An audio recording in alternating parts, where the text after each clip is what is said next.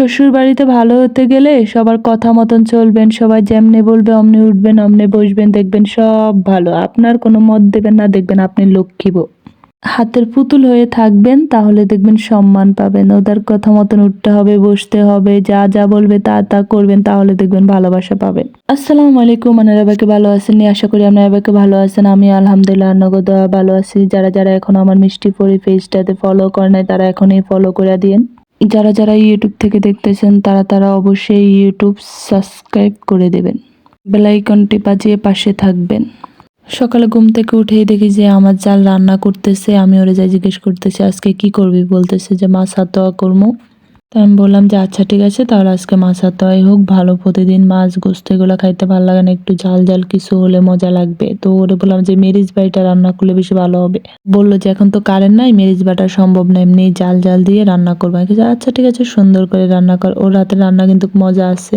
সবগুলো মশলা আগে দিয়ে কষা নিচ্ছে, যেমন কাঁচামরিচ, পেঁয়াজ, টমেটো এগুলা দেওয়ার পর দিয়ে দিচ্ছে একটু রসুন বাটা, দিয়ে দিচ্ছে হলদের গুঁড়া দেওয়ার পরে একটু কতক্ষণ কষাইতেছে, যেহেতু তরকারিটা মজা হবে, যত বেশি কষাবে তত বেশি তরকারি মজা হবে। দিয়ে দিচ্ছে মরিচের গুঁড়ো। ও অনেকগুলোই মরিচের গুঁড়া দিছে। আমি বলতেছি এত যে মরিচের গুঁড়া দিতেছ, ঝাল বললো একটু আগে না আপনি বললেন যে জাল জাল খাবেন, এখন আবার জালের কথা বলতেছেন কা? আমি বললাম মুখে তো খাইতে ভাল লাগে, কিন্তু পেটে তো সমস্যা হয়, সেটা তো তুই জানোস যে আমার একটু প্রবলেম আছে। ও বলে যে না না মেরিচ এগুলো তো বেশি জাল নাই, খাইতে পারবেন, মজাই হবে, দেখবেন বেশি জাল হবে না। তো আমি বললাম আচ্ছা ঠিক আছে, যে আমি একটু লাড়াই। আর আমি যদি তরকারি না লাড়াই তাহলে তোর তরকারি মজা হবে না। কা হইছে আমার তরকারি এমনি মজা হবে, আপনি লাড়ান লাগতো না, দেন দেন না একটু লাড়াই দে, এরম করস কেন? তুই মাছ দে আমি লাড়াই। আসলে আমার আর আমার জালের সম্পর্কটা এমন বন্ধুত্বের মতে, আমাদের সম্পর্ক অনেক বেশি ভালো। যেহেতু আমরা দুজন সমবয়সী, তাই বেশিরভাগ তুই তুমি আমনে যখন যেটা মন চায় আমরা দুজন দুজনকে তাই ডাকি, মানে কোনো ইয়া নাই যে আমরা অনেক বেশি দুষ্টামি করি। আমি আর ও কোনো জায়গায় গেলে আমাদের কখনোই বলে না যে আমরা জাল, হয়তো বা বলবে বোন বা চাস্তো বোন বা বলবে আত্মীয় কাজিন, কেউ কিন্তু কখনো বলে নাই যে আমরা জাল।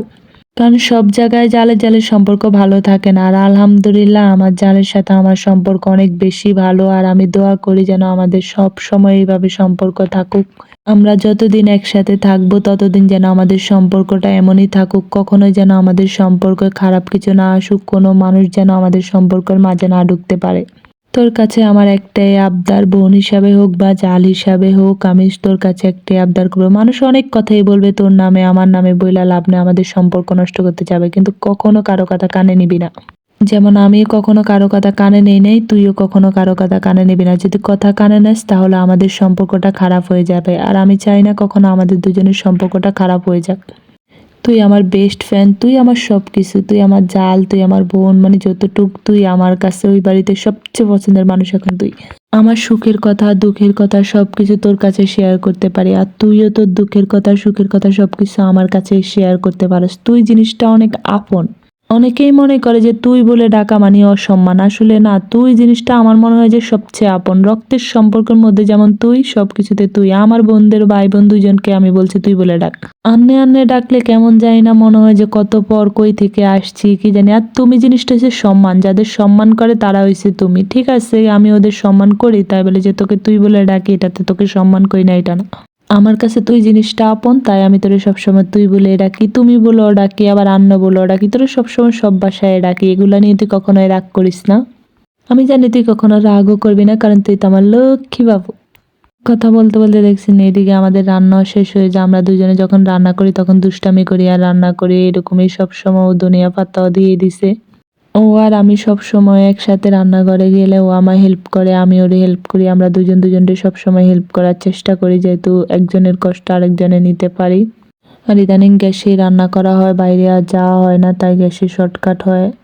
রান্নার কালারটা কত সুন্দর হয়েছে তাই না? আপনারা বইলা যাবেন অবশ্যই রান্নার কালারটা কেমন হয়েছে।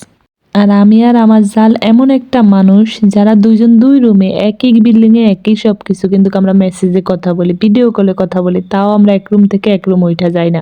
বিশেষ করে এই শীতকালে কম্বলের ভিতরে ঢুকলে আর বাইরেতে মন চায়, আপনারা বলেন তো? আমরাও বাইরে না, আমরা এরকম ভাবেই কথা কই। কোনো ইমার্জেন্সি দরকার হলে হয়তো বা যাই, না হলে আমরা যাই না, দুজন দুই জায়গার থেকে মেসেজে কথা বলি।